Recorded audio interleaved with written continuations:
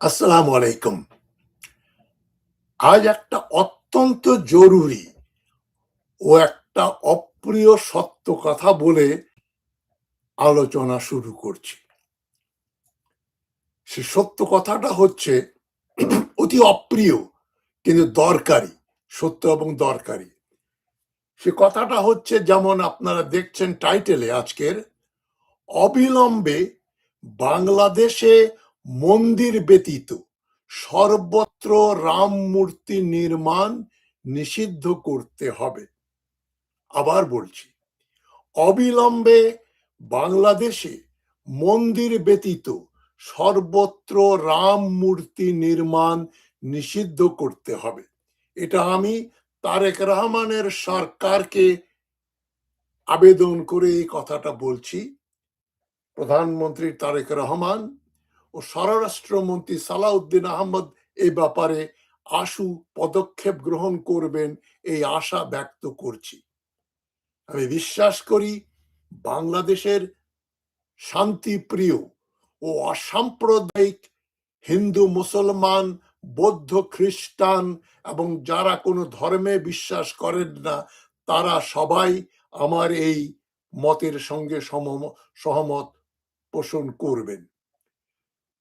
কেন আমি সর্বত্র, মানে 2 ফুট উঁচা হোক আর 100 ফুট 150 ফুট উঁচা হোক, কোন ধরনের কোন রাম মূর্তি বানানোর সম্পূর্ণ 100% বিরোধিতা করে এই কথাগুলো বলছি। ভারতে রাম ও রাম মূর্তির অজুহাতে হিন্দুত্ববাদী ফ্যাসিস্ট বিজেপি, নরেন্দ্র মোদী এবং অন্যেরা কয়েক হাজার মুসলমান হত্যা করে ক্ষমতাসীন হয়েছে। মুসলমান হত্যা তারা বড় আকারে শুরু করলো 2001 সালে বা 2002 সালে মহারাষ্ট্রে নরেন্দ্র মোদীর নেতৃত্বে হত্যাযজ্ঞ করা হয়েছিল। প্রায় 3000 মুসলমান নরনারী শিশু নির্মম ভাবে হত্যা করা হয়েছিল, আগুনে পুড়িয়ে, তরবারি দিয়ে, বন্দুক দিয়ে, সকল রকম মারণাস্ত্র ব্যবহার করে। নরেন্দ্র মোদী মুসলিমদের হত্যা করেছিলেন, নিধন করেছিল, যে জন্য মার্কিন যুক্তরাষ্ট্রে 2012 সাল পর্যন্ত নরেন্দ্র মোদী, 2014 সাল পর্যন্ত নরেন্দ্র মোদী ছিল পার্সোনা নন গ্রাটা, একজন অবৈধ ব্যক্তি যাকে ঢুকতে দেয়া হচ্ছিল না, নিষিদ্ধ ছিল মার্কিন যুক্তরাষ্ট্রে। কেননা সে তখন একজন প্রতিষ্ঠিত গণহত্যাকারী, নর হত্যাকারী, নারী হত্যাকারী, শিশু হত্যাকারী বলে সারা বিশ্বে বদনাম হয়েছিল। প্রধানমন্ত্রী হওয়ার পরে প্রেসিডেন্ট বারাক হোসেন ওবামা বাধ্য হয়ে প্রোটোকল রক্ষার্থে তাকে আমেরিকায় আমন্ত্রণ করেছিল। সে প্রধানমন্ত্রী হওয়ার পরে, তার আগ পর্যন্ত সে একজন খুনি, অবৈধ ব্যক্তিত্ব বলে আমেরিকার যুক্তরাষ্ট্রে এবং অনেক দেশে পরিগণিত হয়েছিল। এবং গতকাল প্রেসিডেন্ট ডোনাল্ড ট্রাম্প একটা খুব সত্য কথা খুব স্পষ্ট করে বলে দিয়েছেন। নরেন্দ্র মোদী তার পাশে বসেছিলেন। ডোনাল্ড ট্রাম্প, আপনারা ভিডিওটা দেখেছেন অনেকেই হয়তো, খুব প্রশংসা করছেন। Look at this man, he is so beautiful, he looks like an Angel, তাকে দেখতে ফেরেশতার মতো মনে হয়, খুবই সুন্দর ব্যক্তি। কিন্তু আসলে এই ব্যক্তি একজন কিলার, হত্যাকারী। এ কথা ডোনাল্ড ট্রাম্প স্পষ্ট করে ক্যামেরার সামনে কোটি কোটি লোক যেটা দেখেছে বলে ফেলেছেন। নরেন্দ্র মোদীর মুখটা হঠাৎ করে চুপসে গেল। পৃথিবীর অন্য কোন দেশের প্রধানমন্ত্রী, প্রেসিডেন্টকে যদি ডোনাল্ড ট্রাম্প বা যে কোনো মার্কিন বা যে কোনো দেশের প্রেসিডেন্ট বা প্রধানমন্ত্রী এ ধরনের কথা বললে তিনি সেখান থেকে ওয়াক আউট করে চলে যেতেন, বলতেন I don't give you damn, get lost বলে বের হয়ে চলে যেতেন। নরেন্দ্র মোদীর সেই সৎ সাহস ছিল না। নরেন্দ্র মোদী জানে সে একটা হত্যাকারী। ভারতে রাম ও রাম মূর্তির অজুহাতে হিন্দু ফ্যাসিস্টরা ক্ষমতায় এসেছিল। বাংলাদেশেও হিন্দুত্ববাদীদের জ্ঞাত এবং অজ্ঞাত এজেন্টরা রামের মূর্তি নির্মাণের অজুহাতে দেশে একটা হিন্দু মুসলিম সাম্প্রদায়িক দাঙ্গা লাগিয়ে ভারতের পক্ষে ফায়দা লুটতে চাইছে। বাংলাদেশের শান্তিপ্রিয় ও অসাম্প্রদায়িক হিন্দু মুসলিম জনগণ এই ষড়যন্ত্র বন্ধ করতে দৃঢ় প্রতিজ্ঞ। সুতরাং আমি বাংলাদেশের জনগণের ভাষা, কথা, মনের ভাব বুঝতে পারি বলেই এই কথাগুলো বলছি। আমি বিগত 50 বছরের বেশি বাংলাদেশ নিয়ে গবেষণা করেছি, লেখাপড়া করেছি, পড়িয়েছি, লিখেছি। সুতরাং আমি জানি বাংলাদেশের জন্য কোনটা ভালো এবং কোনটা খারাপ। পৃথিবীর একটা প্রশ্ন করি আপনাদের, খুবই গুরুত্বপূর্ণ প্রশ্ন। পৃথিবীর কোন দেশ কি সরকারি বা বেসরকারি জমিতে হিটলার বা মুসোলিনির মূর্তি নির্মাণ করতে দিবে? অথবা প্রকাশ্যে নাৎসি বা ফ্যাসিস্ট পতাকা, সোয়াস্টিকা বা স্লোগান হেইল হিটলার বলতে দেবে? এইভাবে হাত তুলে হিটলারের নামে হেইল হিটলার। আপনি নিউ ইয়র্কে, টরন্টোতে, ভ্যানকুভারে, লন্ডনে, সিডনিতে, মেলবার্নে, মন্ট্রিয়ালে, জার্মানিতে কোন জায়গায়, ফ্রান্সে, ইটালিতে, বেলজিয়ামে, আয়ারল্যান্ডে বলতে পারবেন হেইল হিটলার? এবং আপনার গাড়িতে হিটলারের ছবি বা নাৎসি পতাকা নিয়ে গাড়ি চালাতে পারবেন? মার্কিন যুক্তরাষ্ট্র যেটাকে বলা হয় স্বাধীনতার দেশ, যেখানে যে কোনো লোক যে কোনো কথা বলতে পারে, ওদের ফার্স্ট অ্যামেন্ডমেন্ট, কনস্টিটিউশনের ফার্স্ট অ্যামেন্ডমেন্ট হচ্ছে ফ্রিডম অফ এক্সপ্রেশন, কথা বলার স্বাধীনতা, লেখার স্বাধীনতা। সেখানে মার্কিন যুক্তরাষ্ট্রে আপনি কোথাও হেইল হিটলার বলতে পারবেন? হিটলারের মূর্তি নির্মাণ করতে পারবেন আপনার নিজের বাড়ির সামনে বা নিজের জমিতে? সরকারি জমিতে তো প্রশ্নই ওঠে না, পারবেন না। তাহলে বাংলাদেশে কেন আমরা হেইল হিটলারের সমতুল্য একটা স্লোগান ঢাকা বিশ্ববিদ্যালয়ে নরেন্দ্র মোদীর দালালগুলো ব্যবহার করছে? জয় শ্রীরাম। যারা আমার অনুষ্ঠান দেখছেন, ক্ষুদ্র ক্ষুদ্র ব্যাপার নিয়ে যারা মারামারি করেন, ব্রাজিল আর্জেন্টিনা নিয়ে যেখানে মারামারি হয়, তাদের আমি জিজ্ঞাসা করছি কোনটা বেশি দরকারি? ব্রাজিল আর্জেন্টিনা, শিয়া না সুন্নি, লাল দাড়ি উঁচা পায়জামা, নাকি দেশের সার্বভৌমত্ব ও মানবাধিকার, মানুষের মর্যাদা যেখানে হানি করে বাংলাদেশকে ভারতের একটা কলোনি বানানোর যে পরিকল্পনা চলছে 47 সাল থেকে, সেই পরিকল্পনাকারীদের আপনারা ধর্মের নামে, ধর্মনিরপেক্ষতার নামে, স্বাধীনতার নামে রাম মূর্তি তৈরি করা এবং জয় শ্রী রাম উচ্চারণ করতে দিচ্ছেন। এটা বেআইনি। এটা যারা বাংলাদেশের স্বাধীনতা, সার্বভৌমত্বে বিশ্বাস করেন, যাদের আত্মমর্যাদা আছে, আত্মসম্মান বোধ আছে এবং সাহস আছে, হিজড়াদের মতো মানে আপনারা যে মেনে নিচ্ছেন একটার পর একটা, আজ হচ্ছে সেটা গাইবান্ধাতে, কাল হবে সেটা ঢাকা বিশ্ববিদ্যালয়ের চত্বরে। ঢাকা বিশ্ববিদ্যালয়ের চত্বরে তারা রামের মূর্তি বানাবে, সাবধান হয়ে যান। অলরেডি জয় শ্রী রাম স্লোগান উঠছে ঢাকা বিশ্ববিদ্যালয়ের প্রাঙ্গণে। আমি সে বিশ্ববিদ্যালয়ের ছাত্র ছিলাম, শিক্ষক ছিলাম। আমি আমার লজ্জায় মাথা হেট হয়ে যাচ্ছে। আজ বাংলাদেশে হঠাৎ করে এমন কি ঘটলো যে নতুন করে রাম মূর্তি নির্মাণ করতে হবে? এই রাম মূর্তি তো 20 বছর আগে, 10 বছর আগে তৈরি করার কোনো উৎসাহ ছিল না। রামের মূর্তি ব্যবহার করে 1949 সাল থেকে ভারতে যেটা হচ্ছে, সেটার পুনরাবৃত্তি ঘটাতে চায় বাংলাদেশের হিন্দু সন্ত্রাসীরা। গোবিন্দ প্রামাণিক অলরেডি বলে দিয়েছেন কদিন আগে, 64টা জেলায় রামের 64টা মূর্তি নির্মাণ করা হবে, এক একটার উচ্চতা হবে 180 ফুট।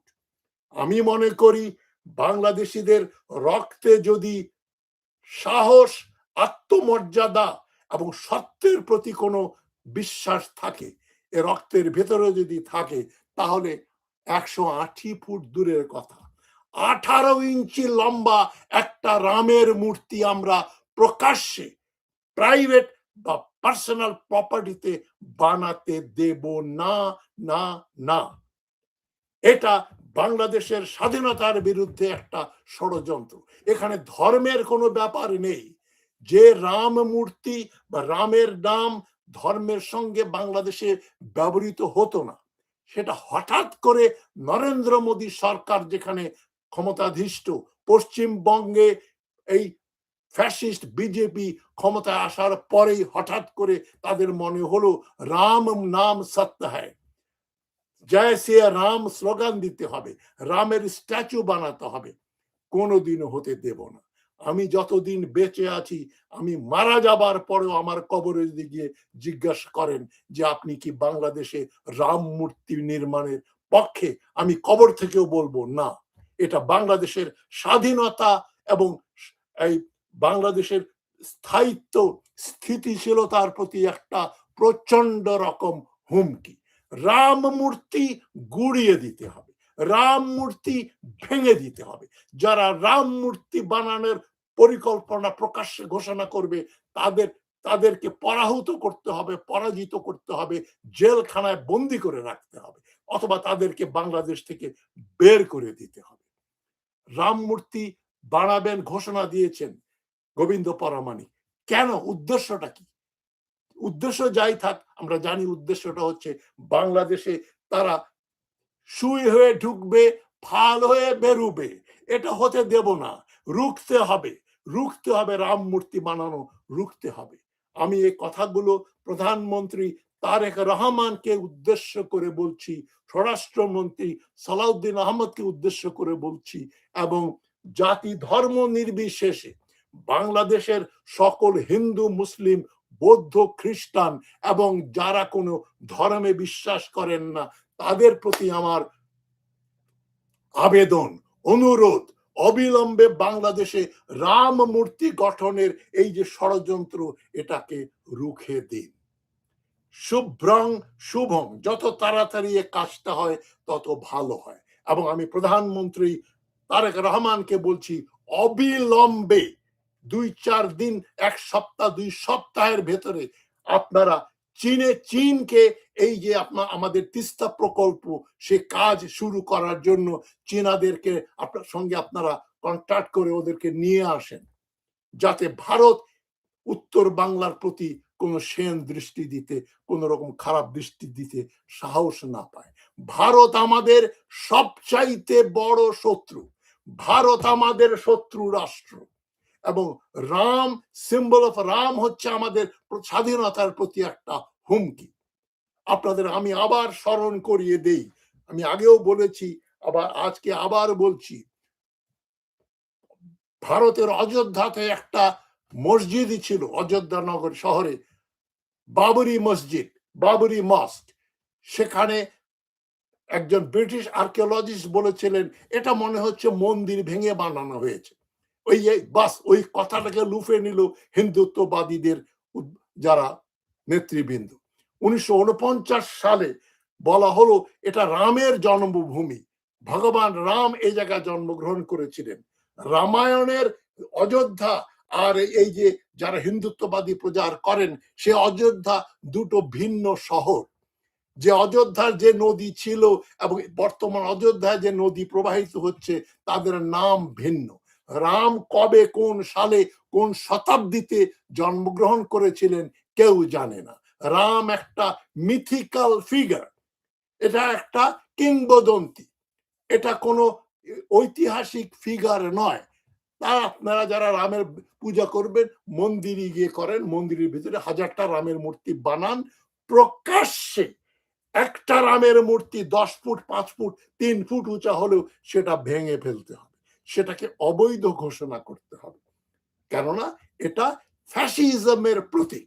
হেইল হিটলার এবং হিটলারের মূর্তি, সোয়াস্টিকা, হিটলারের বই মেইন ক্যাম্প যেরকম নিষিদ্ধ, সেই রকম রামের উপরে এই যে বক্তব্যগুলো, স্ট্যাচুগুলো, বক্তব্যগুলোকে নিষিদ্ধ ঘোষণা করতে হবে।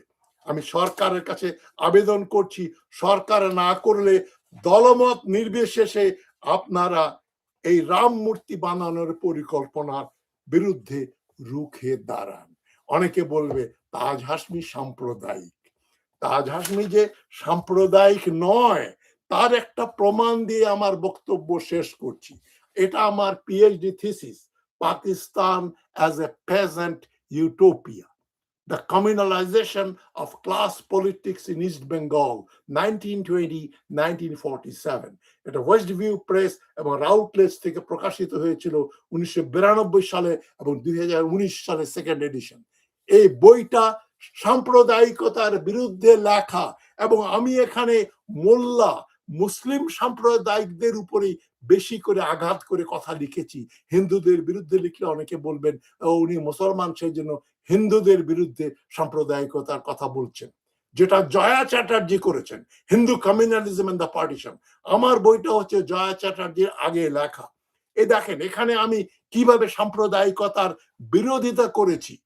আমি বলেছি, in accordance with the tenets of revivalist Islam, the prevalent hatred for everything Hindu was intensified among all categories of Muslim peasants. বাংলার কৃষকদের ভেতরে, সাধারণ জনগণের ভেতরে হিন্দু ধর্মের বিরুদ্ধে, হিন্দু দেবদেবী, হিন্দু বিরুদ্ধে তাদের ঘৃণার উদ্রেক করার জন্য মোল্লারা যে কাজ করেছেন তার অনুসারী হয়েছে বাংলাদেশি মুসলমান। তারা হিন্দুদের দেবদেবী, তাদের যত রকম ইনস্টিটিউশন আছে সেগুলোর বিরুদ্ধে তারা কথা বলেছে। হিন্দুদের কাফির বলা হতো, তাদেরকে মালাউন বলা হয়, এই কথাটা এখানে বলেছি, মালাউন বা অভিশপ্ত। এবং হিন্দু মৃতদেহ বললে মোল্লারা শিখিয়েছেন বলতে হবে ফিনারে জাহান্নামা, সেজন্য জাহান্নামে চলে যায়। এটা ইসলামের কোরআনের কথা না, কিন্তু বাংলাদেশে এই কাস্টমটা চালু ছিল।